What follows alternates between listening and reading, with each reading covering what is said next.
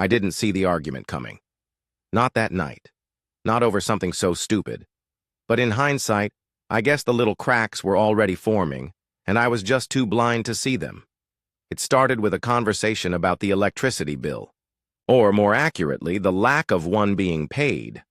I had asked Emily to handle it last week while I was swamped with a work project. She agreed without hesitation, which was typical. She was always good at promising. Following through? That was another story. Emily, I sighed as I put down the late notice that arrived in the mail that evening. Why didn't you pay this? It's overdue. She barely looked up from her phone, scrolling mindlessly as if I weren't even there. I forgot. I'll get to it. That's what you said last time. I was trying to keep my voice calm, but my patience was hanging by a thread. It's not just this. The water bill was late last month, and the credit card minimum didn't get paid on time either. Oh my God, Jake, she groaned, setting her phone down with an exaggerated sigh. You act like the world is ending just because of a couple of late bills. It's not just the bills, I snapped, louder than I intended. It's everything, Emily. The house is a mess, you're always on your phone, and I feel like I'm the only one trying to keep things together here. She crossed her arms, leaning back into the couch with a cold glare. So what? I'm supposed to be your maid now, your secretary? That's not what I'm saying, I replied, trying to rein in my frustration. But we're supposed to be a team. I can't do everything by myself. For a moment, I thought she was going to apologize, or at least acknowledge where I was coming from. But instead, she leaned forward, her eyes narrowing as she spat out 4 words that would replay in my head for weeks. I'm not your property. I froze. The words hit me like a slap, and for a few seconds I just stared at her, unsure if I'd heard her right. Excuse me?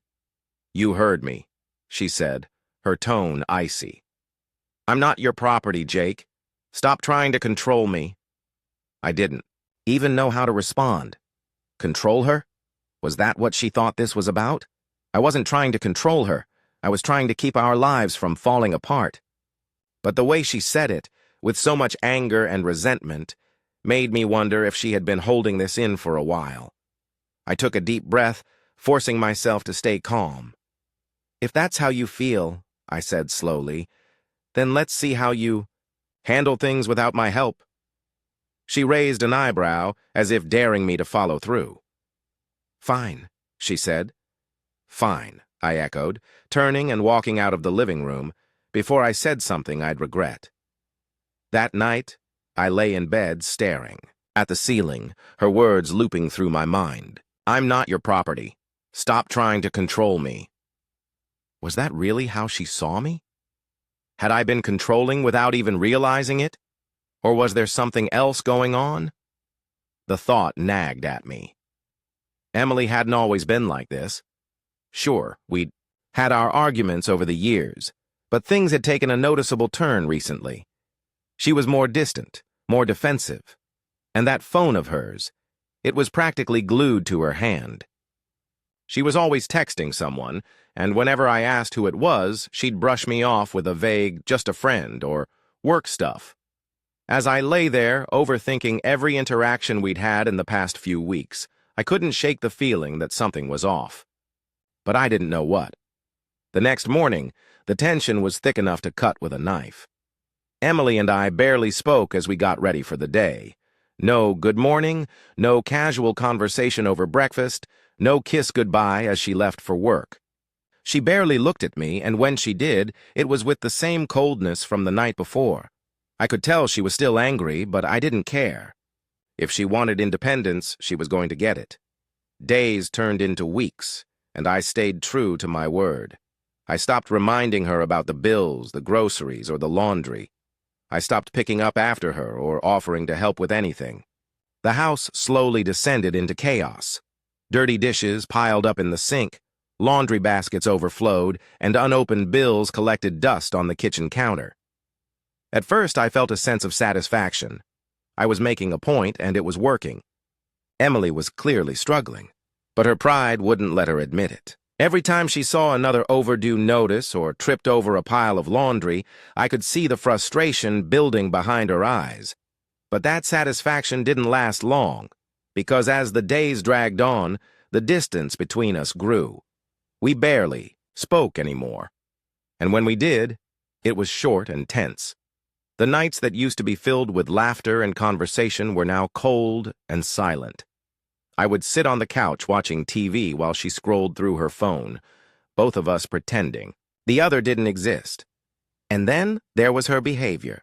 She started coming home later and later, always with the same excuse. Work was crazy. Her phone, which used to be left lying around the house, was now always with her, and she had added a password. I noticed her texting more frequently, even late at night when she thought I was asleep. One evening, I decided to bring it up.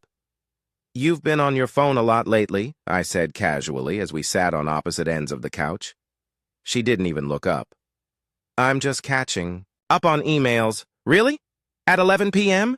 She finally looked at me, her eyes filled with irritation. "You said you'd give me space, right? I'm just doing what you wanted." Her words stung, but I didn't let it show. Instead, I nodded and turned back to the TV, pretending her response didn't bother me. But inside, my suspicions were growing. The breaking point came at a family dinner. We were at her parents' house, sitting around the table with her mom, dad, and younger brother. Emily was unusually quiet, barely participating in the conversation.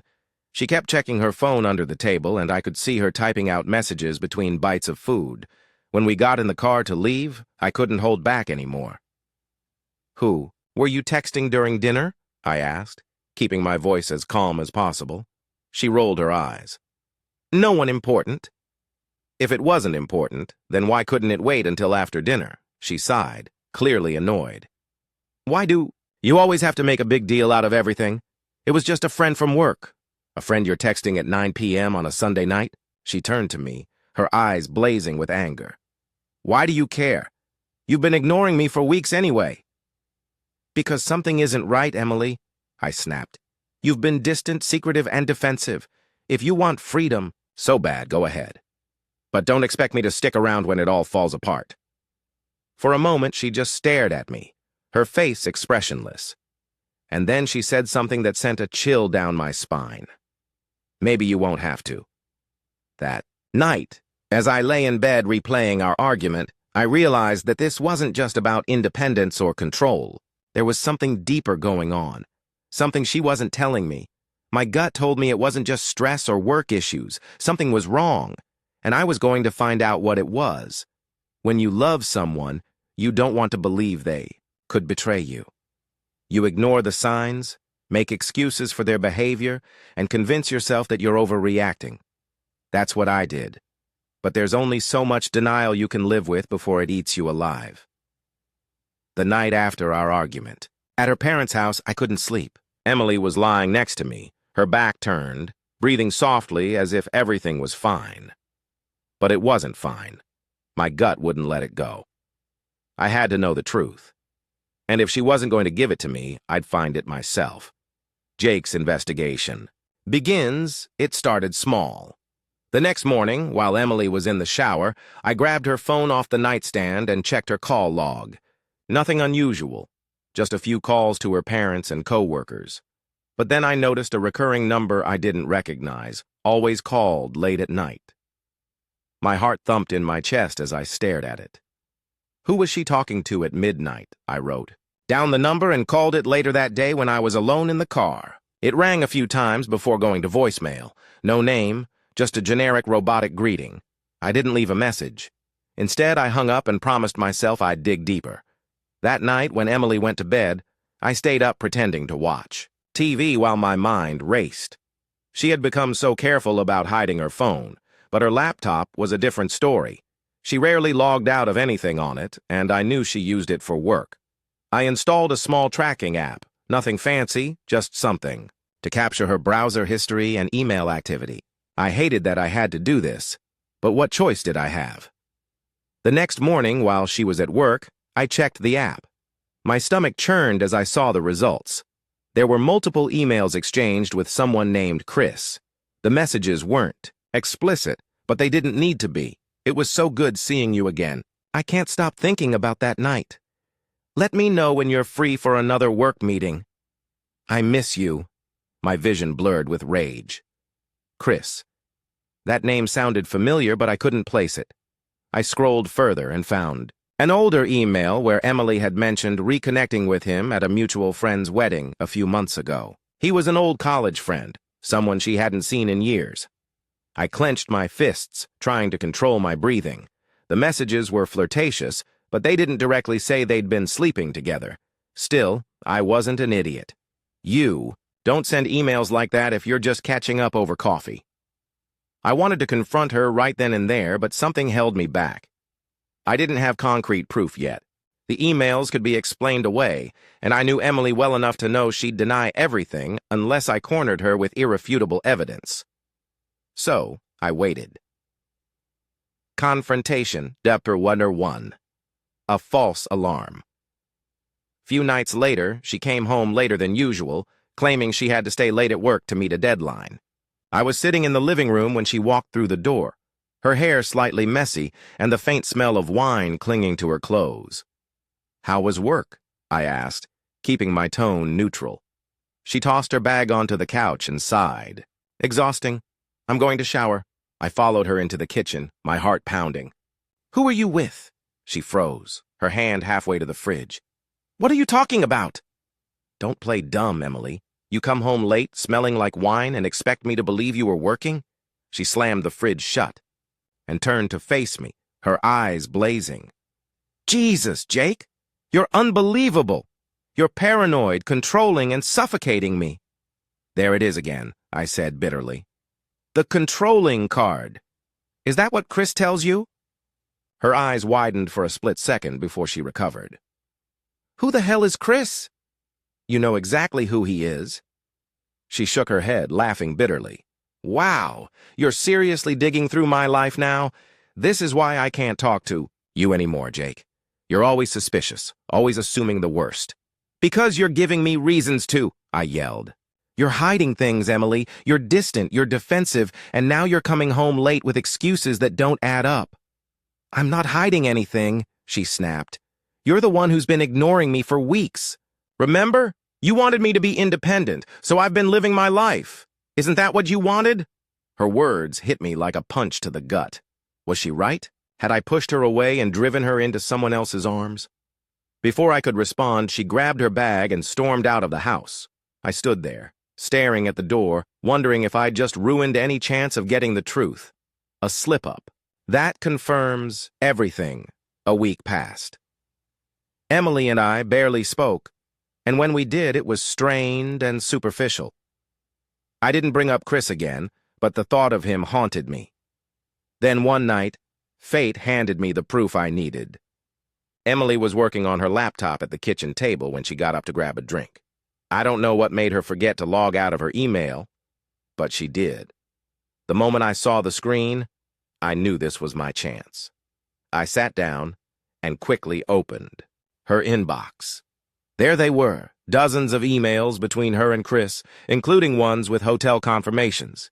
My hands trembled as I clicked on one of them and saw the details.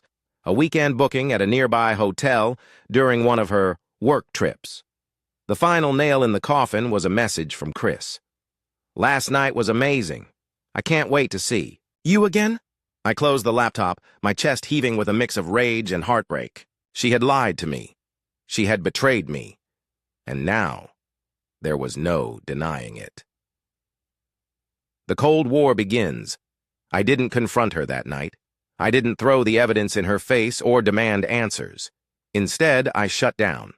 I barely spoke to her the next morning, only offering short, cold responses when she tried to make conversation. She noticed the change, but instead of asking what was wrong, she assumed I was still bitter about our previous fights. Good. Let her think that. I stopped sleeping in our bed, choosing the couch instead. I spent more time out of the house staying, late at work or going for long drives to clear my head. Emily made a few half-hearted attempts to bridge the gap, but I wasn't interested. She didn't deserve my forgiveness. What she deserved was payback. As I lay on the couch one night, staring at the ceiling, I made a promise to myself. I wasn't going to let her walk away from this unscathed. She had made her choice, and now she was going to deal with the consequences. She didn't know it yet, but her freedom was about to cost her everything. When someone rips your heart out, you don't just sit there and bleed. You find a way to stop the pain. And in my case, the only way to stop it was to make sure Emily felt it too. She had destroyed our marriage, so I would destroy everything she had built on top of her lies. Revenge wasn't just an idea anymore. It was a plan. Jake executes his revenge. The first thing I did was drain our joint savings account. There wasn't a fortune in there, but it was enough to make her notice when she tried to withdraw money. I transferred every last penny into a private account under my name and made sure she had no access to it. Next, I canceled her credit cards. The ones in her name, the ones I'd been paying off month after month, I wiped them out. The satisfaction I felt when I heard the automated voice confirm the cancellations was almost euphoric. Then, I stopped paying the bills. The electricity, the water, the internet, all in her name now.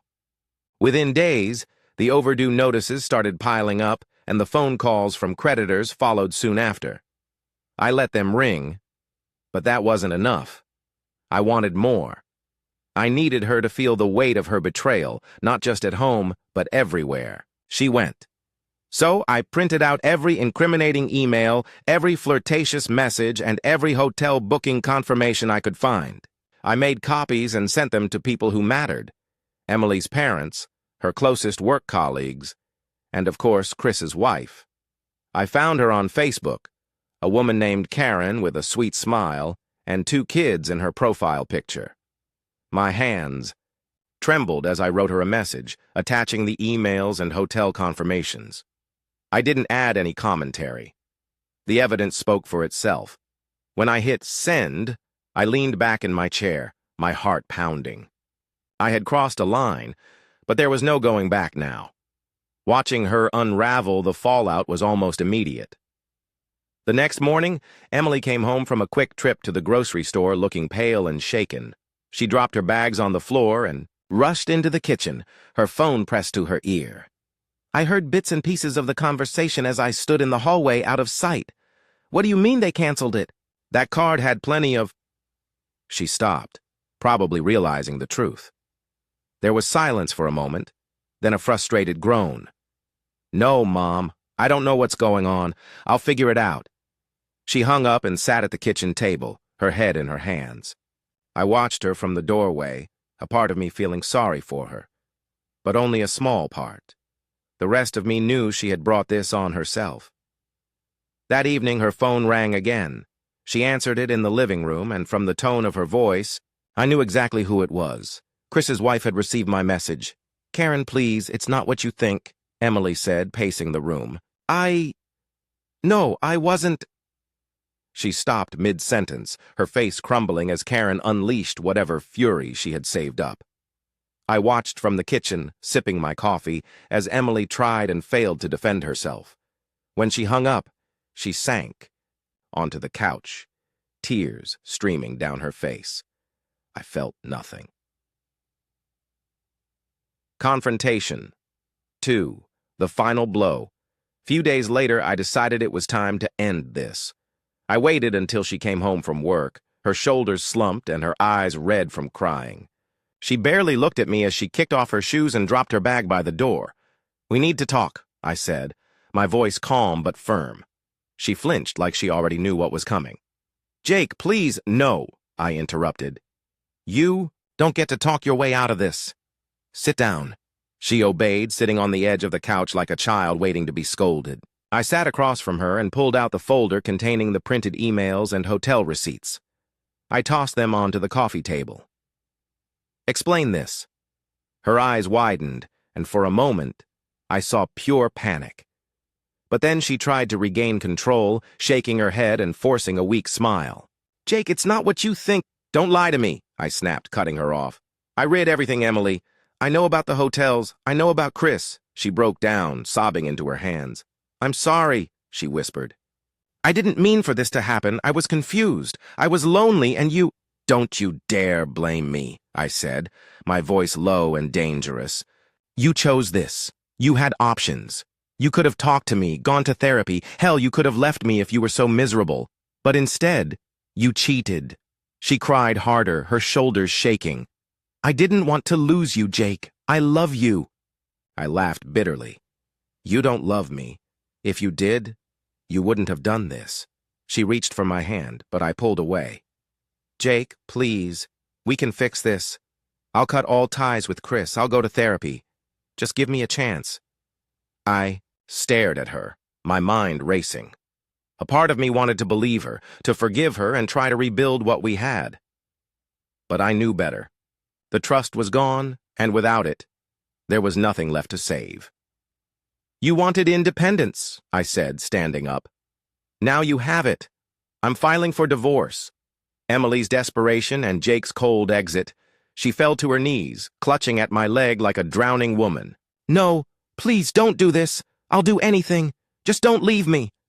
I looked down at her, my heart breaking all over again. I loved you, Emily, but I'm done being your backup plan. I pried her hands off me and walked out of the house. I spent the night at a hotel, the irony of it not lost on me. The next morning, I met with a divorce lawyer and signed the initial paperwork. As I walked out of the office, I felt a strange mix of emotions, grief, relief, and an overwhelming sense of freedom. Betrayal feels like a knife to the soul, but walking away, that feels like healing. As I drove away, I realized that sometimes the only way to win is to let go of the fight. I wasn't her savior or her second chance. I was free.